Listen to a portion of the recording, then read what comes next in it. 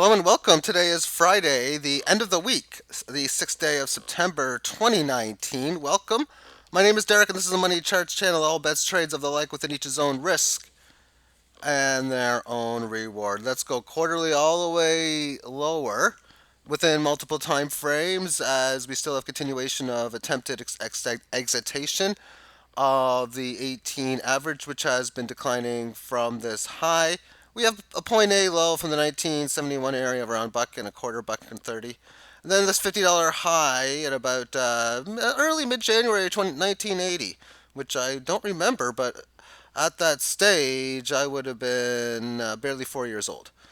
And within this, we have all this multiple hit support, basically a 4x hit. We had a little bit of support at $5 and again at around 4, and then a retest of previous high, so far high or low. So that's what it's doing on that end. On the monthly term time frame, I'm gonna see this as so far 6 days in, doing well, holding the. Well, this is definitely a breakout. This is now, will it be able to hold this? It attempted to break out above this 18, and it has. It's not. It's got a long ways to go before being overextended. In fact, I'd have to see this probably go well over 22, fast even too, within the next couple 3 months before I would consider long term. It's even starting to be at an overextended price. On the weekly, we're up through the week, but obviously we've given up a lot of these gains that we got a couple of days ago, and it's got to correct at some point. Whether and you say that I can say that all the time. I can say, oh, it's up too much at 1713. Okay, well, it's got to hold like around 15. Well, now that it's up here, I'd really like to see it hold within somewhere in this congestion area here. So as low as 16 and a change on a very, very deep correction. And when we look at this on the triple day, there's a decent sized red candle move here, down 4.59%, and that's yesterday and today. And when we look at this on the daily chart, well, the big losses were there. But so far today, this is interesting. We have a further decline, and then we also have this level of, well, back to where we came from. So we've rallied within the day. Well, let's take a look at it. Where do we see it? Well, it's in this candle, 8-hour time frame, or 1 hour left in the last 7 hours. As we take a look at this on the 3, and it's within this not only 3 hour period, but it's happening in the last hour and 15 minutes. It's 9 o'clock now, and oh, that's 1 minute left. So it's pretty much done. So it's happened in the last 3 hours. So it's happened since 6 o'clock. But no, it's a very new rally. So you've had this move, you've a key low, all this key high. It didn't support this. It could still hold and stay above it because it's already back to that area as it is. And on the single hour term, there we have this hour up 2.72% after continuation decline. I suppose you could be doing Fibonacci from now. It's an $18 low. What was the exact number of that too? 18, pretty much 18.005, and a high of 19.647, because it's pretty much at the 38.2% level now. Over the 15-minute time, 8:15 to 8:30, this thing started getting going, but it got up to and above the 18 average of highs here, and just a phenomenally large move. So that's a major statement, majorly important intraday now to not dip below 1830, at least of where we stand, 1830, 1835, because this thing goes up to say instantly to 1916. I'm like, okay, now I want to see it hold and stay above 1868 throughout the day. But the market obviously having a nice break. Between 820, 824 is when this thing has gotten going. Okay, so there's a look mainly at the silver itself as far as the gold to silver ratio is concerned. The price, or the, I guess you can call it price action because it is still a price. 93 and change, down to 79. Big 8 move wave lower, correctionary move. Another major, close to 8 move waves again. And of course, within the selling yesterday, where silver went from 19 decent change all the way down to 18. Well, this managed to go all the way up here because gold didn't decline anywhere near like silver did, and thus it has now rallied a lot better than gold has. In fact, let me just take a look at gold to see if it's even rallying. And it is, and it looks pretty much exactly the same, but amongst its volatility. Going back to the silver market and taking a look at this, just one more thing I was thinking of I haven't covered yet. Because yesterday I was talking about the key Fibonacci levels and how it looked like that this move in here, that the lows were not in, and that either rather into that day or today, we should probably see lower prices. Well, the Fibonacci that I calculated was lows from 1432 and 1965, which told me that we probably should be coming down to a pierce below 18 and a quarter, which it's kind of what it did.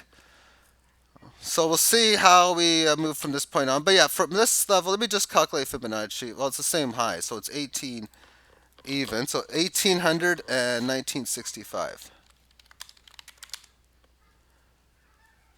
So the first level, a little bit of whatever resistance at 1838. That's 1838. I mean, it didn't really do much there, did it?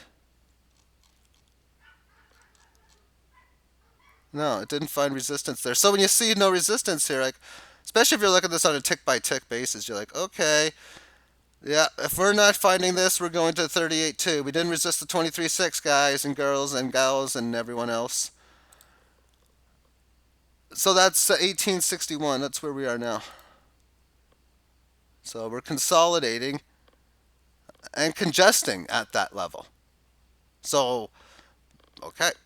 Well, that obviously now, if this is not going to go any further, well, there's that hold. Again, the Fibonacci where it didn't resist. Well, now can it support it if there's going to be any move? So intraday, that 1838 area, 18 and a third, is really, really, really what I want to see as one of the hold areas. But 19 even is going to be the next number, which makes it easier to remember as far as that. And that means if this thing can get above this level of resistance, then we should get up to 19, which has no price memory whatsoever, really, in this recent time frame. It didn't resist or support really here.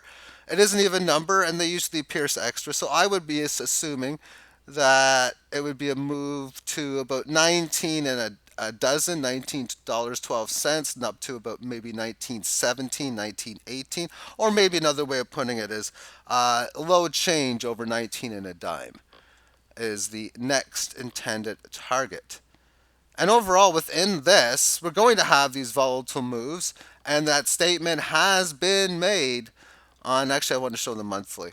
The statement has been made on the monthly term that it is making a serious attempt to get this thing back and going, because it just didn't have a yeah whatever move barely above the 18, and it's now been a good week and it's just still continuing this move very, very high right now. So in that, this looks to me as if you have the intra-move corrections which we had in yesterday's session. If you're able to retrace that move, and I've already went through those numbers, which means above, holding and staying above 19, tells me that the selling from point A high, which is 2 days ago in the middle of the afternoon, and the low, which I guess we can count at 5 o'clock in the morning, is a failure. And furthermore, of course, if on a bearish side, if we do resist this area and we don't hold in that 18 medium, lower to medium change, 18 and a third, and you see weakness on it starting to fall, you're in the low 18s, okay, most likely you're probably going to break below 18, what that means. And on the break below 18, well, that means we're going to have to be talking about, again, the retracement from this low at about 14 and a third, 1431. And that would mean making a move on the next area to the 1741, because the 23.6 down correction is where we hit at 18 low change. So the next level below that is 1741. If this doesn't hold, and I'm going to be saying more around 17 and a quarter because again, they usually always go a little bit extra on the ways up and down. So not holding here, I think the next key level is going to be into this previous resistance high here. And then getting above here, well, that just means, again, on the monthly chart, that means we should at least have that next test of 21.